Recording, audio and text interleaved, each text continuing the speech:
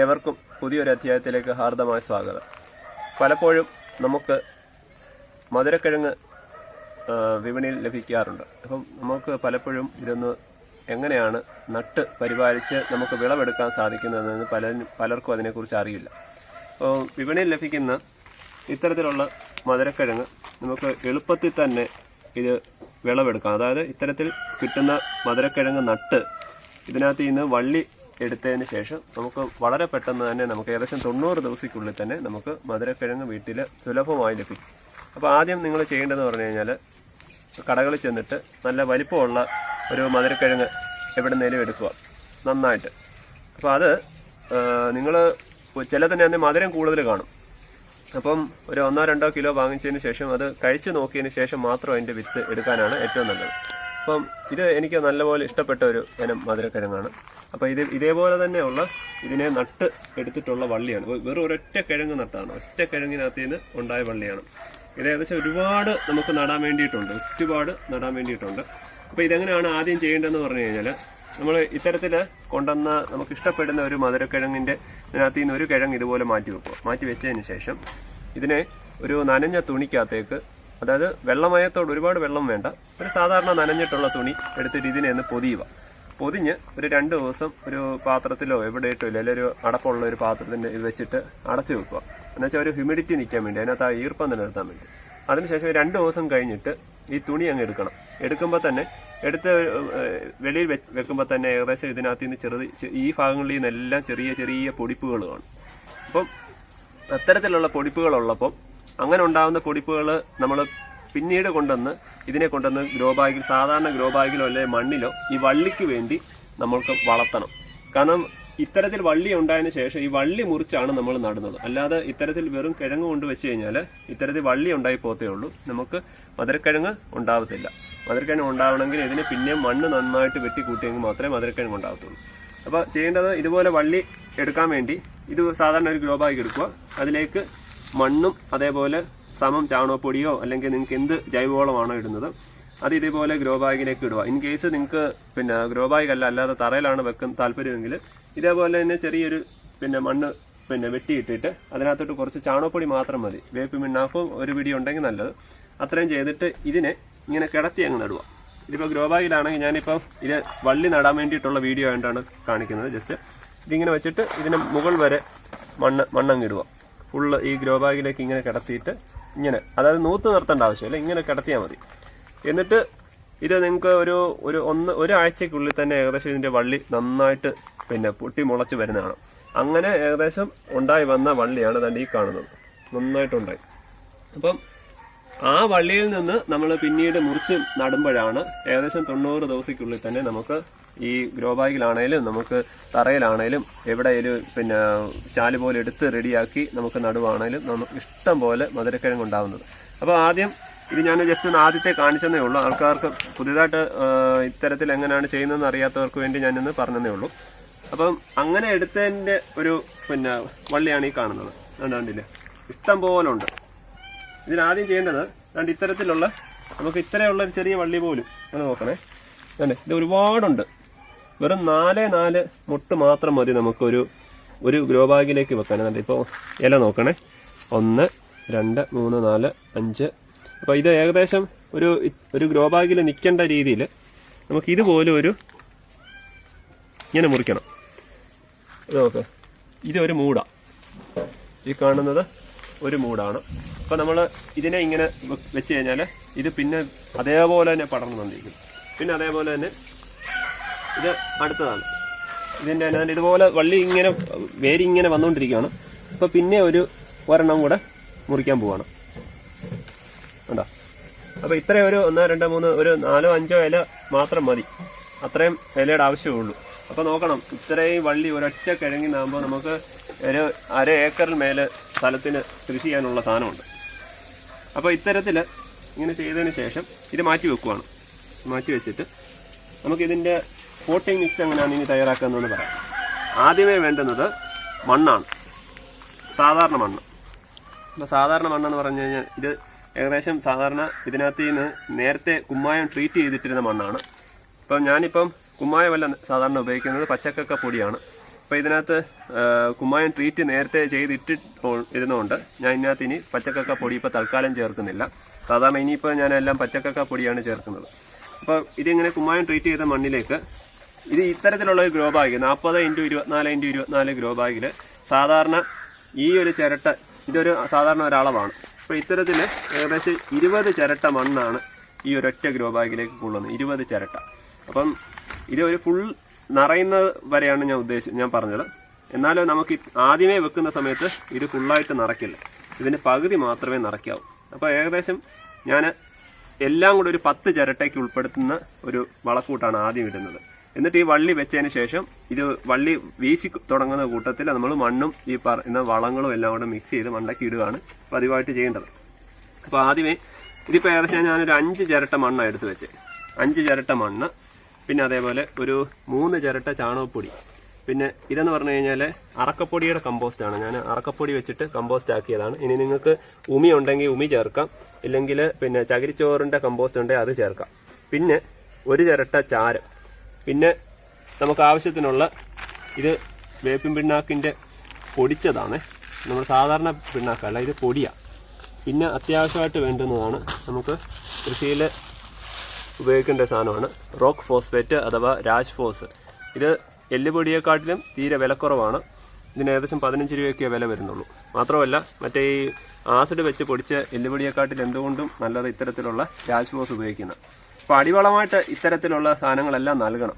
എങ്കിൽ മാത്രമേ നമുക്ക് വിളവ് വരുന്ന കൂട്ടത്തിൽ നന്നായിട്ട് ഇതിൻ്റെ വളർച്ചയും അതുപോലുള്ള എല്ലാം കാണത്തുള്ളൂ. അപ്പോൾ ആദ്യം ഇത് വളക്കൂട്ട് മിക്സ് ചെയ്യാൻ പോവാം. അപ്പോൾ ഞാൻ ഈ മിക്സ് ചെയ്തത് ഇത് 5 ചിരട്ട, ഇത് 3 ചിരട്ട, അപ്പോൾ 8, ഇതൊന്ന് 9, ഇതൊന്ന് 10. അപ്പോൾ ഇത്രയും ഇത് ഞാൻ ഒരു ഗ്രോ ബാഗിൻ്റെ കണക്കാണ് ഈ പറയുന്നത്. എന്നിട്ട് ഇതിങ്ങനെ ചാരം കമ്പോസ്റ്റ് ഇട്ടാൽ ഏറ്റവും നല്ലതാണ് കേട്ടോ. കമ്പോസ്റ്റിന് ഞാൻ പ്രക്രിയ ആവാൻ വേണ്ടി മാറ്റി വെച്ചിട്ടുണ്ട്. അത് ഇതിനു വേണ്ടി ഞാൻ ജസ്റ്റ് ഒന്ന് കാണിക്കുന്നതേ ഉള്ളൂ. അപ്പോൾ ഇതിൻ്റെ കൂട്ടത്തിൽ തന്നെ ഏകദേശം ഒരു 1/4 കിലോയോളം ഈ പറയുന്ന രാജ്ഫോസ് അഥവാ റോക്ക് ഫോസ്ഫേറ്റ്. അപ്പോൾ അടിവളമായിട്ട് തന്നെ റോക്ക് ഫോസ്ഫേറ്റ് കൊടുക്കണേ, എങ്കിൽ മാത്രമേ നല്ലപോലെ വേര് വളർച്ചയൊക്കെ ഉണ്ടാകത്തുള്ളൂ. പിന്നെ അതേപോലെ ഇത് വേപ്പിൻ പിണ്ണാക്കും നന്നായിട്ട് കൊടുത്താലും കുഴപ്പമൊന്നുമില്ല. ഇത് അടിവളത്തിൻ്റെ കാര്യമാണ്. അപ്പോൾ ഇത്രയും വെച്ചു. ഇനി ചെയ്യേണ്ടതെന്ന് പറഞ്ഞു കഴിഞ്ഞാൽ ഇനി നിങ്ങളുടെ പച്ചക്കക്ക പൊടി ഉണ്ടെങ്കിൽ ഇതിനകത്തൊരു പച്ചക്കക്ക പൊടിയിൽ ഒരു ശകലം കൂടെ വിതറിക്കഴിഞ്ഞാൽ ഇതിൻ്റെ ഈ കുമ്മായം ഇടുമ്പോൾ ഒരു 50 ദിവസത്തിനുള്ളിൽ തന്നെ, ഒരു 10-40 ദിവസത്തിനുള്ളിൽ തന്നെ ഏകദേശം ആ കുമ്മായത്തിൻ്റെ എഫക്റ്റ് മാറും. അപ്പോൾ ഇതാകുമ്പോൾ പച്ചക്കക്ക പൊടിയിൽ ഒരു 2 സ്പൂൺ ഇട്ട് കഴിഞ്ഞാൽ പിന്നീട് ഇതിൻ്റെ അകത്തെ ആ pH ഏകദേശം അത് നിലനിർത്തിക്കോളും. അപ്പോൾ എല്ലാം കൂടി ഇത് 10 ചിരട്ടേ ഉള്ളൂ കേട്ടോ. എല്ലാം കൂടെ 10 ചിരട്ട കാണത്തുള്ളൂ. അപ്പോൾ ഇനി ചെയ്യേണ്ടത് ഇതേപോലെ എടുത്തിട്ട് ഇതിനെ ഇത്തരത്തിലുള്ള ഒരു ഗ്രോ ബാഗിലേക്ക്, ഇത് ഞാൻ ഏകദേശം ഇങ്ങനെ പറഞ്ഞെങ്കിലും നിങ്ങൾക്ക് വളം ഉണ്ടെങ്കിൽ ഇത് സെപ്പറേറ്റ് ഇപ്പം 10 ഇച്ചിലൂടെ കൂടുതലിടണം. ഇത് വലിയ ഗ്രോ ബാഗൊക്കെ കാണും. എല്ലാവരുടെയും ഇപ്പം ഇത്തരത്തിലുള്ള ചെറുത് മാത്രമായിരിക്കത്തില്ല, ഇതിൽ വലുത് കാണും.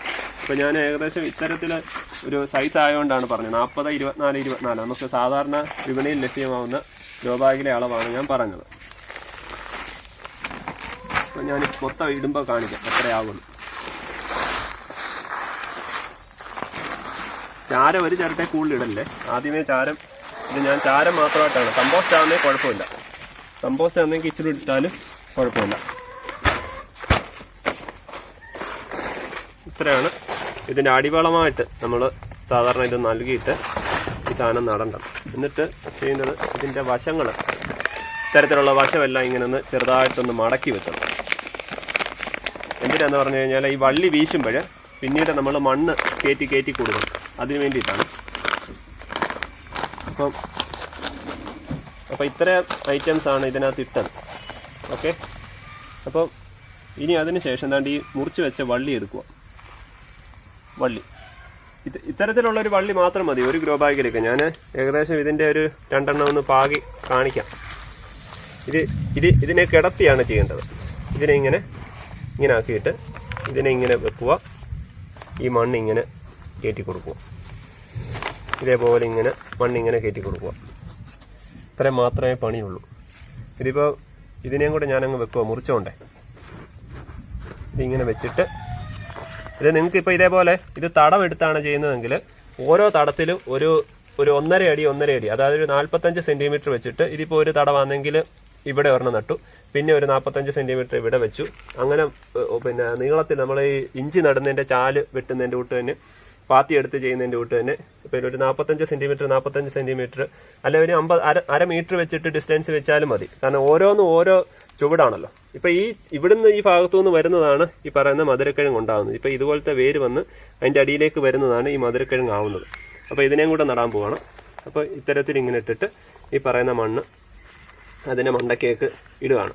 പിന്നീട് ചെയ്യേണ്ടത് ഇത് ഏകദേശം ഇപ്പൊ ഇതിപ്പോ നട്ടു, ഇനിയിപ്പോ സാധാരണ ഇതിന് വെള്ളം ഒഴിച്ചു കൊടുക്കണം. ഇനി പ്രധാനമായിട്ട് ചെയ്യേണ്ടത് ഇതിന് മണ്ണ് കയറ്റി കൊടുക്കുക. ഒരു 10-12 ദിവസം ഇതിങ്ങനെ ഏകദേശം ഇതിന്റെ അത്യാവശ്യം വേര് വളരാൻ വേണ്ടിയിട്ടൊരു സമയം കൊടുക്കണം. അതിനുശേഷം ഈ കടലപ്പിണ്ണാക്ക് ചെറുതായിട്ടൊന്ന് പുളിപ്പിച്ച് കൊടുക്കുകയാണെങ്കിൽ നല്ല പോലെ കയറി വളരും. ഇതിപ്പോൾ കടലപ്പിണ്ണാക്കും അങ്ങനെയുള്ള പിണ്ണാക്ക് വളങ്ങളൊക്കെ ഇതിന് അടിവളമായിട്ട് നന്നായിട്ട് കൊടുത്തോണ്ടാണ്. പിന്നെ അതിനുശേഷം വള്ളി വെളിയിലേക്ക് വന്നു കഴിയുമ്പോൾ പടർന്നങ്ങ് പോകും. പിന്നെ അത് അതിന്റെ ആ മൂടുമായിട്ട് ബന്ധമില്ല. ഇതിപ്പോൾ വരുന്നതെല്ലാം ഇതേപോലെ തന്നെ കയറിപ്പോരും. അപ്പൊ ഇതൊക്കെ എന്ന് പറഞ്ഞു കഴിഞ്ഞാൽ സ്ഥലം ഒരുപാടുണ്ടെങ്കിൽ നന്നായിട്ട് വെക്കാൻ പറ്റും. അതാണ്ട് ഇതുപോലത്തെ ഒരു കിഴങ്ങ് മാത്രം വെച്ചാൽ ഒറ്റ ഒരു കിഴങ്ങിന്റെ ഒരു ഫലം അതാണ്ട് ഇത്രയും കാണുന്നത്. ഇനിയിപ്പോൾ ഇത് പല സ്ഥലങ്ങളിലായിട്ട് മുറിച്ച് വെക്കണം, ഇനി പലർക്കായിട്ടും കൊടുക്കണം. കാരണം ഇത് എല്ലായിടത്തോടും നിർത്തി കഴിഞ്ഞാൽ നമുക്ക് ഒരുപാട് പിന്നെ ഇത് പടർന്നു പോകുന്നതും ശരിയാവത്തില്ല. ഇപ്പം മഴക്കാലമാണ്, ഇപ്പൊ സെപ്പറേറ്റ് തന്നെ മാറ്റി നട്ടാലാണ് ഏറ്റവും പ്രയോജനം. അപ്പം ഇത്തരത്തിൽ ഈ മാറ്റി വെച്ച ഇതിനെ ഒരു 12 ദിവസത്തിന് ശേഷം പിന്നെ എന്താ ചെയ്യേണ്ടതെന്ന് പറഞ്ഞു കഴിഞ്ഞാൽ ഇതിങ്ങനെ നൂക്കണം. ഒരല്പം നൂത്തതിന് ശേഷം അപ്പോഴത്തേക്ക് ഏകദേശം ഈ വള്ളികൾ ഇങ്ങനെ വെളിയിലേക്ക് വരും. അത് ഇങ്ങനെ പടത്തി കൊടുത്താൽ മതി. അപ്പം ആ വള്ളി തന്നെ നിങ്ങൾക്ക് വേണമെങ്കിൽ ഇതേപോലെ തന്നെ ചെറുതായിട്ട് കട്ട് ചെയ്ത് വേറൊരു ഗ്രോ ബാഗിൽ വെക്കാം. അപ്പൊ ഇത് 90 ദിവസത്തിനുള്ളിൽ ആവുമെന്ന് പറയുമ്പോഴും നമുക്ക് ഈ വള്ളി ഒരിക്കലും നഷ്ടപ്പെടത്തില്ല. അപ്പം അതിനകത്ത് നിന്ന് മുറിച്ച് ഇതുപോലെ വള്ളി പടർന്ന് കിടക്കുവാണെങ്കിൽ അതിനകത്ത് നിന്ന് മുറിച്ച് വേറൊരു ഗ്രോ ബാഗിലാക്കാം. അപ്പൊ അതും 90 ദിവസം കിട്ടും. അപ്പൊ അങ്ങനെ നമുക്ക് നല്ലൊരു ഇനം എപ്പോഴും സംരക്ഷിച്ച് പെടാൻ പറ്റും. അതുപോലെ ഇത് ഇപ്പൊ ഇങ്ങനെ മാറ്റി വെച്ചെന്ന് പറഞ്ഞു. ഇങ്ങനെ മാറ്റി വെച്ചതിന് ശേഷം ഇതേപോലെ തന്നെ ഉള്ളൊരു കൂട്ട് നമ്മൾ അമിതമായിട്ട് വളം കൊണ്ടുവന്ന് ഇതിന്റെ ചോട്ടി കൊണ്ടുവന്ന് ഇട്ട് കൊടുക്കല്. അതുകൊണ്ടാണ് ഞാൻ പറഞ്ഞത് അടിവളമായിട്ട് നല്ല രീതിയിൽ ഇച്ചിരി വളം കൊടുത്തതിന് ശേഷം പൊട്ടാഷ് കലർന്നിട്ടുള്ള, അതായത് ഈ ചാരമാണ് ഏറ്റവും പൊട്ടാഷിന്റെ കലവറ എന്ന് പറയുന്നത്. അപ്പം ഇതിനൊന്നും രാസവളം ഉപയോഗിക്കേണ്ട യാതൊരു ആവശ്യവുമില്ല. ഇനി നിങ്ങൾക്ക് രാസവളം ആവശ്യമുണ്ടെങ്കിൽ ആവശ്യമുള്ളവർക്ക് ഉപയോഗിക്കാം. ഞാനാണെങ്കിൽ ഇത് പൂർണ്ണമായിട്ടും ജൈവ രീതിയിലാണ് നോക്കുന്നത്. അപ്പോൾ നമുക്കിപ്പോൾ ഇച്ചിരി വലിപ്പം കുറഞ്ഞെന്ന് പറഞ്ഞാൽ നമുക്ക് ജൈവ രീതിൻ്റെ ആവശ്യമുള്ളൂ ഇത്തരത്തിലുള്ള കിഴങ്ങ് വർഗ്ഗങ്ങൾക്കൊക്കെ. അപ്പം ഇതിലേക്ക് തന്നെ ഈ പറയുന്ന വേപ്പ് പിണ്ണാക്ക്, അതേപോലെ തന്നെ പിന്നെ കടലപ്പിണ്ണാക്ക് പുളിപ്പിച്ചൊഴിക്കുന്നതാണ് നല്ലത്. കടലപ്പിണ്ണാക്കായിട്ട് ഇട്ട് കഴിഞ്ഞാൽ ചിലപ്പോൾ ഉറുമ്പിന്റെ ശല്യം വരും. അപ്പം പിന്നെ അതേപോലെ ഈ പറയുന്ന റോക്ക് ഫോസ്ഫേറ്റ്, പിന്നെ ചാരത്തിന്റെ കമ്പോസ്റ്റ്. പിന്നെ ഇനി ഇടുമ്പോൾ ചാരം കമ്പോസ്റ്റേ ഇടത്തുള്ളൂ, അല്ലെങ്കിൽ മണ്ണിന്റെ മണ്ടയ്ക്ക് ഇടുമ്പോഴേ ഏകദേശം ചിലപ്പോൾ ഇതിന്റെ ചൂട് കൊണ്ട് ഉണങ്ങാൻ സാധ്യതയുണ്ട്. അപ്പോൾ ചാരം കമ്പോസ്റ്റ് ഇനി ഇതിനകത്ത് ഇടാവും. എന്നിട്ട് ഈ പറയുന്ന മണ്ണുകൂടെ ചേർത്തിട്ട് ഇതിന് കടക്കൽ ഇങ്ങനെ മണ്ടയ്ക്ക് ഇട്ട് കൊടുക്കുക. അപ്പോഴത്തേക്ക് ഏകദേശം വള്ളി വീശി കഴിയുമല്ലോ. അങ്ങനെ വന്നിട്ട് ഏകദേശം ഒരു 10-30 അതായത് ഒരു മാസത്തിനുള്ളിൽ തന്നെ ഇതിന്റെ ഈ മണ്ണ് ഏകദേശം ഇട്ട് കഴിഞ്ഞു കഴിഞ്ഞാൽ ഒരു 3 മാസത്തേക്ക് പിന്നെ നമ്മൾ ഇതിന്റെ ചുവട്ടിലൊന്നും പോയില്ലെങ്കിലും കുഴപ്പമില്ല. അപ്പോൾ ഏകദേശം ഇതുപോലെ നല്ല പോലെ അങ്ങ് നന്നായിട്ട് പടർന്ന് പിന്നീട് ഇത് ഏകദേശം ഇതിന്റെ ഈ വള്ളികളൊന്ന് ഉണങ്ങാൻ തുടങ്ങുന്ന സമയത്താണ് നമ്മളിത് പിന്നെ ഈ വള്ളികളെല്ലാം വലിച്ചു മാറ്റിയിട്ട് ഇത് വിളവെടുക്കാൻ വേണ്ടി ശ്രമിക്കേണ്ടത്. അപ്പം ഇത്തരത്തിൽ വളരെ എളുപ്പമായിട്ടുള്ള ഈ കൃഷി നിങ്ങൾ വീട്ടിൽ ഉറപ്പായിട്ട് നിങ്ങൾ ചെയ്യണം. അങ്ങനെയാണെങ്കിൽ നന്നായിട്ടൊക്കെ ചെയ്യാമെങ്കിൽ, നല്ല രീതിയിലൊക്കെ ചെയ്യാമെങ്കിൽ നമുക്ക് ഇഷ്ടം പോലെ വിളവ് കിട്ടും. എപ്പോഴും നമുക്ക് വീട്ടിൽ മധുരക്കിഴങ്ങ് വിളവെടുക്കുകയും ചെയ്യാം. അപ്പം നിങ്ങൾ ഈ ഒരു ചാനൽ ആദ്യമായിട്ടാണ് കാണുന്നത്, നിങ്ങൾ എൻ്റെ ചാനൽ ഒന്ന് സബ്സ്ക്രൈബ് ചെയ്ത് സഹായിക്കണം. അതേപോലെ ലൈക്ക് ചെയ്യണം, ഒന്ന് ഷെയർ ചെയ്ത് സഹായിക്കണം. Thank you.